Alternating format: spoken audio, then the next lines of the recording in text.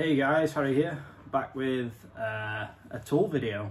It's not really a tool review as a sort. These are just showing you guys some tools I've been using and why I use them that have helped me out in the last few months, because I've tried to adapt my old mentality of just not having many tools. I'm just trying to, adapt by using profiles, just different types of tools to make jobs easier, which I never really did in the past. I just sort of thought, oh, I need one tool bucket and one level and that's it. But there's a lot of different ways to do it, and it can make your life a lot easier. I'm just recording in the living room here. I'm using the missus's phone because it's a lot better than mine, and you can see and hear my voice a lot better on this camera. So apologise if I look kind of out of whack. I've hurt my neck. I don't know how I slept funny on it, so my head looks like slightly off cocked. So but yeah, anyway, let's go through the video. Let's start the video. First tool I'm going to go over is a combi drill. I know it's something us bricklayers don't use very often, and we don't really see a use for using them, but getting a good modern brushless high-powered combi drill, whether it's from DeWalt like I've got, or Makita or Milwaukee, will save you a lot of hassle when it comes to setting profiles up. I've got a masonry drill bit here. As you can see, it has a bit like a little arrowhead on the front. That's masonry, and if you can get a good enough drill, you want to be able to find a drill that has multiple settings. And as you can see, I've got mine set on the hammer setting here. It's a bit dirty, this drill, obviously it's been used. They are expensive at the moment with the way the economy is, with inflation and everything. Tools, with the shortage of COVID and everything like that, are going up in price. But you can still find DeWalt tools. I'd say DeWalt are probably mid-range, and you can still find them in deals pretty good. I got this brushless combi drill with a impact driver with two 4 ampere hour batteries in a set from Screwfix for a good deal. I can't remember what I paid. My dad, the old man, who you've seen working with me periodically throughout some of the videos, he's a big tool nut, so he finds the best deals for me, gets them, and I just buy them off him. He knows all about. He was a joiner in the past, if you didn't know, so he tells me what best tools to use. But I use a combi drill for setting up profiles, just drilling out my joints. I use setting 1 on these drills. They have 2 settings, setting 1 and setting 2 for the speed. I find if you use setting 2, you can easily bend your drill bits trying to fucking angle under the fucking scaffold boards and stuff, to especially if you're using like a stabilizer setup, whether it's steel goalposts, or using timber clamp, or using like I use a gable profile stabilizer. You only need to drill 1 brick, and if you took a hammer and bolster to just 1 brick, it'd probably fall off and chip off. Whereas a little drill, you can just make a little nodule hole, little 10 mil by 20-30 mil to get your profile clamp in, or if you're F clamp or whatever clamp you're using in, and it doesn't disturb the brickwork. So this is a massive thing for setting profiles up. It's underrated, really. It's underrated a lot. You've seen popular YouTuber Charlie using an SDS drill, and it just didn't necessarily with the power of these modern combi drills. The SDS drills are really expensive. I weren't buying one. These combi drills especially a modern one, on a hammer setting, just blitzes straight through any mortar joints. It's good for replacing tie wires if you forget your ties up your expansions. Any tie wires that fall out, that's a massive thing as well. If you're taking your block work high and you slide a tie wire in under your bed and then go to put your block in, there's no guarantee that you haven't scraped your block on and knocked it off. Happens all the time. Tie wires can be a half hanging out, so you want to drill them out, shove them back in, gobble them up. Really handy tool, gets me past a lot of inspections. Any ties that have bent up into the wrong course, drill through, yank them out, shove it in the right way. It's very good to have. I'm going to get some longer drill bits for going full width through the cavity if I need to do any funky stuff that I forgot. But it gets you out of a lot of jams, so long masonry bits or small masonry bits, they all come in handy for their own uses. that's what I've been using these for. Very handy, and they're worth building up your tool collection. Also, something if you guys watch Derby Brickwork, they use staple gun. As you can see, this is all packaged up. I've only opened it a couple of times, I've never used it, but staple gun, it's not loaded. For stapling damps, you want to get a heavy duty one. This is by Marksman. Marksman do a lot of joinery tools / joinery belts and knee pads and stuff. I'm not familiar with the brand too much, but I've had this for like 2 years. It's been sat in a, I don't know why I got it in the first place, but it's been, I think, got something to do with my car. I was stapling something in my car and I ended up getting it and realising it had uses on site. So if you're on like timber frame cups like I am, where you're stapling damps on, or you're on timber frame houses, if any of you guys have built timber frames before, I think they're fantastic. And you staple your damps on, there's no messing about, you know. It's handy to have if you forget a damp over a meter box. You can staple it on and point it into the bed joint, stuff like that, you know.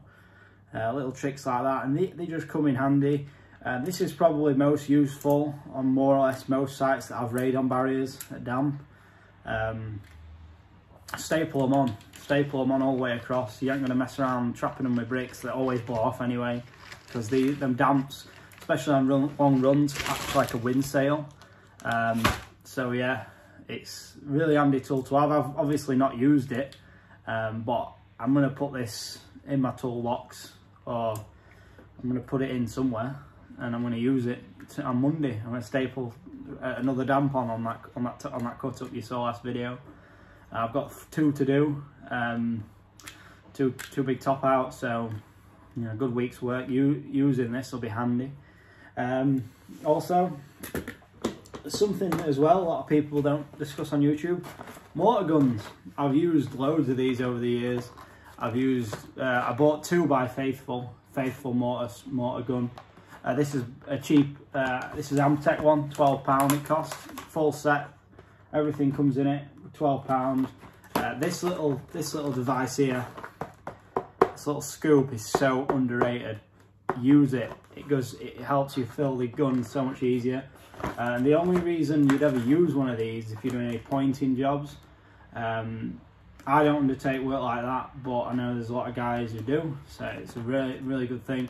I recommend getting a bit of WD-40 spray, spraying inside the cylinder every few mixers. It stops everything sticking, and make sure you wash it out and get some brick acid as well. A little bit of, you know, mortar stain remover, whatever, brick acid, whatever you want to call it. Just get some of that and give it a wash out every now and again to keep, you know, the life. It's only a 10-12 quid off eBay for an Amtech set.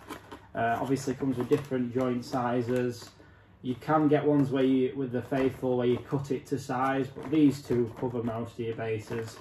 And you have this adjustable base for one here, and it's something that I've used for years. I've used these for years as an apprentice, because that obviously is when you're coming up doing your apprenticeship, you get a lot of remedial work, and you've seen in past videos that I've talked about, even me as with 11 years experience bricklaying, I still, because I'm a small gang, you still get asked to do little remedial jobs now and again, and they are ideal to take on when it's raining like it is today, when you can't lay anything, banging it down, and if someone asks you to point some window boards, something like that, mortar gun's ideal. Just makes short work of them. If there's like a little bead to put on, just mortar it like that. This is one thing I got this for, especially wall plates. Sometimes when joiners are rushing around, you forgot to bed a wall plate on, or they haven't provided you with a wall plate, they sometimes pack the wall plates up. It's very common in a lot of places.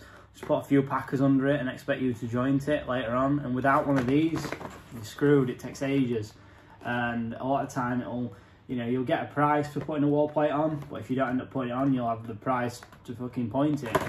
And this makes pointing wall plates dead easy. You can point a garage wall plate in about 10 minutes, probably a house wall plate in about 15, 20, depending on how many wall plates are on it. It's dead easy. Just get a nice wet mix. It has to be wet, sort of probably as wet as you would do like a traditional very long spread on a hot day. Get it mega wet and just pump it all in. Don't join it straight away. Pump it all in. Let it all sit for a couple of minutes while you clean your gun off after you've filled it all. Stroke your jointer over it, and you know, makes a really short work and stuff like that. And that's why I got it, because I've had about 2 or 3 of these now, and I've not cleaned them properly. I've left them on site. You need to oil this mechanism as well here, the springy squeezy mechanism, and they'll last a good couple of years if you keep a you know, good nick on them. It's just if you forget to clean them once, you basically ruined it. So because you can't get really inside that tube very easy without you know, some brick acid, or you know, if it gets hard enough and you just forget, you're basically gonna buy a new one. But they're good to have. They're really good to have, and when it's something you can slide under the car seat of your work car and just get it out when you need it. It's really handy to have when you need it, and it's good for voussoirs as well. You know, preformed voussoirs that you have to point in, or heads, whatever you want to call them. We call them voussoirs, but they're not voussoirs. The voussoirs are actually brick built ones that you have to build yourself. But the preformed ones that you just have to joint, like preformed corbels, preformed, you know, heads like that. You know, these are come in handy for pointing them. Very, very good. You know, a lot of guys slate these because they just don't know how to use them right. They either make the mortar too dry and it gets stuck, or they make it too wet and they make a piss wet job. You know, you just got to go steady as well. You know, just like a mastic gun. You know, everyone knows how hard squirting mastic is. It's just as hard using one of these to get it right. You've got to, you know, not go full whack on the squeeze. So yeah, that's another thing I've been using. I got a new set of lines. This is all tools I bought myself, by the way. No one sent me these. I'm not that well known yet on YouTube, so I don't get free stuff. I had to buy it all myself. But anyway, Ox lines. I watched a video a very long time ago about the best lines to get, and I'm sure Rodin made a video about these. I know he doesn't make videos anymore, but I enjoyed his videos quite a long time ago. Me and my old man, we used to watch him about 4 years ago, 5 years ago, before he deleted all of his old, really old stuff, and because he's only got the new stuff he made now, but he used to have some really old videos, and we used to watch him, and he recommended Ox lines many years ago, and I've seen quite a few of the guys who recommend them, and I've never got round to getting any. I've just always dropped on something that's been on a deal. I got this for £8. It's 100 meters, so you know, like I say, what's an average gable length? 40 bricks, 40 times 200, so that's 2 meters. It's 8 meters. Like an average gable's 8 meters, so you only need to put like 10 meters on a 10 or 15 meters on a string line, so you should get quite a few changes on a couple of pins for this. You know, you should get 4 or 5 out of that. Unless there's one thing I need to do actually, is make a super long line for pulling in backs and fronts in one line. Since obviously I'm doing a lot of internal, I'm working on my internal game with profiles and my profile game. I'm trying to up my level with profiles, so I'm gonna have to start getting some bigger lines. So yeah, that's what I got. Also, I've had these for a long time. These, I've had them on top of the wardrobe where I keep all my tools I don't use. Spear & Jackson rubber corner blocks. These, preference really corner blocks, but these were for when I was strapping them onto my powder coated gable profiles when I was building oversailers on top outs. Don't do that anymore. Don't work on jobs that have them anymore. But if I ever do get any new profiles, I'm going to use rubber corner blocks on them for when if you know, they don't fall off as easy theoretically. But I haven't used them in effect, so I can't really give you a definite answer there. Also, drill bit kit for the DeWalt drill. It's probably best to get a kit. My old man picked this one up for me, and I just bought it off him because he's obsessed with buying things on deal. You only really need your masonry bits, but if there's a good deal, you might as well get a full pack so you can do DIYing with it. Also, what's arrived? T-clamps. I got these off eBay, 175mm T-clamps. I got 4 for 15, 20 quid. Nielsen, very unknown brand. I've never heard of them before, but started making T-clamps. They're affordable, 20 quid, 15, 20 quid. BT Engineering charged that for one of their T-clamps. And that's expensive in my book. If you go for the BT stuff, it's about 15 quid per T-clamp. So you can get 4 of these and they just come in handy for your internal setups. Right, so when you put it, you know, straight through a bed joint, twist it to the profile, easy peasy. Obviously, if you've seen the internal video I did, these would have been great, but they didn't turn up in time, so I couldn't use them. Also, I got a new pointing trowel because I managed to lose both of mine. I just got a Spear and Jackson one, it were a £5. It's a bit smaller than the normal pointing trowels that you find, but it's a 5-inch one, and the only reason I got it is to put behind the profiles, funny enough, as like a spacer. They're the same thickness as like a slip tie, but these can come in handy when you're flushing up joints for inspections, or another really handy thing is the missus, I'm having a knocking gear up with this on the boards, mixing it around. If it gets a bit dry, a bit stiff, if you ever try and knock gobble up with a trowel and you're not really strong, it hurts your wrist. Knocking stiff gobble up like that, but with a pointing trowel, especially a nice grippy handle on it, so it's like a nice comfort handle really. I think they call them comforts. It's not solid forged or anything, so it's not going to stand the test of time, but this is really handy for anyone, even hotties, to clean the buckets out with, clean your shovel off with, clean your trowel with, and not gobble up on the boards. You can easily not gobble up with a pointing trowel, getting it through the boards, you know, through all the stiff mix, instead of a small trowel. It's just easy to do. And then if you get it 90% of the way there, normally like the bricklayer will just turn it over and it'll be fine. But that is really handy to you for doing any mixing, if you're ever doing any bits of patching window boards or hard to reach, beam filling joist ends. I don't know how it is on this site I'm working at. I think we do get a price for the patching, but I don't know how much of it we actually have to do. How much actually, how keen they are on some of it. So when I do finally get to an internal patch or an external patch, I'll let you know how useful this pointing trowel's been. For a £5, I could have got 2, but I just got 1, and they have their own little uses when you need them. So as well, finally, I'm going to touch on my gloves again. From eBay, they're just a military lined work glove. These are size 9 large. They last about a day. I don't think I've did an update on them. Last about a day or 2 max.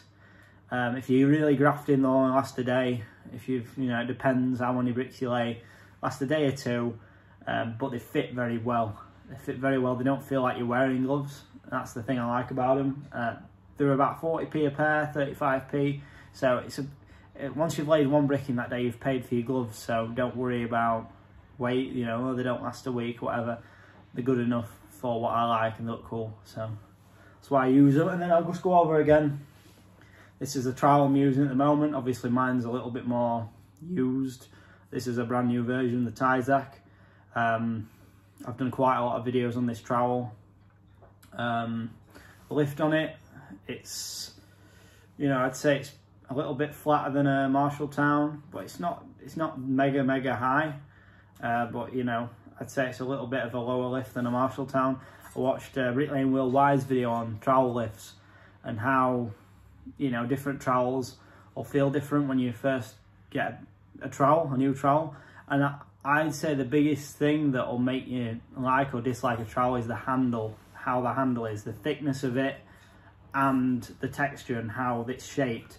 The thickness of the handle is massive for a lot of people, and it is one of the things that puts me off about a lot of trowels is the handles.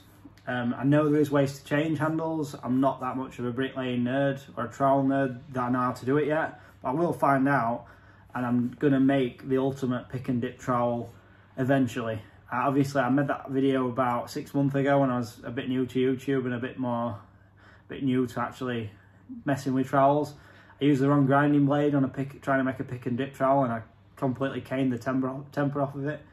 But I'm going to try and make one. I'm going to find, I love this handle off the Tyzac, but I'm experimenting with different handles.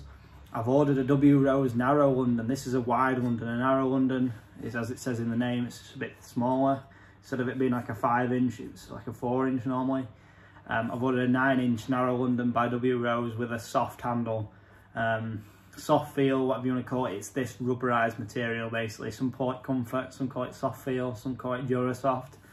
I just find it's the more consistent thickness. These trowels have a thinner handle than most, the Tyzacs. This rubber soft feel handle is quite thin, which I like about the trowel. I wouldn't mind a slightly thicker handle, like the Marshall. The Marshall tines are slightly thicker, and I think the W Rose are about the same. So I'm going to try that out. Let you guys know what I think about these, about the W Rose trowel and how it compares to this. I'll make a comparison video at some point, but I just thought I'd let you know. Yeah, that was it. That's basically the tools that I've acquired over the last couple of months that I've been using, that I haven't spoke about really. It's just something that I thought I'd just enlighten you guys to different ways of doing stuff. A lot of guys probably already used them, but I know recently these tools I've just shown are one of the things that I sort of that have made a big difference in their own way to making things easier. So anyway, that's the video. Thanks a lot for watching, guys. Hope you enjoyed this sort of tool video. I'll try and make them a bit more often, but I don't buy a lot of tools. I try to use what I've got, and I'm gonna touch a little bit more on shovels and buckets for bricklaying, because with me having a lot of new odd carriers starting, it's very important that you get a good shovel and bucket to make, most importantly, my life easy when I'm working solo, and their life easy, because it can't be easy enough, can it? But a lot of people find it hard, odd carrying, find it hard lifting bricks, mortar, you know, stacking bricks, find it very hard. I've realised that now, that obviously myself, it's the only job I've ever done bricklaying, so it's just one of them things. I don't understand it, because it's the only thing I've ever done. But for other new starters and novices, I'm trying to make it a little bit easier. But yeah, so I'm going to touch on some buckets I've got. I'm not going to disclose what I've got yet, because that'll just spoil the video. But I'm going to talk about a shovel I'm going to get, and some buckets I've ordered. I'm just going to call them buckets, but gobbo lifting devices. Anyway, guys, thanks a lot for watching. If you enjoy the videos, please hit a like button, helps the videos spread, and subscribe, hit the notifications, comment, let us know what you think, and I'll see you guys in some more bricklaying on site with some more bricklaying vlogs.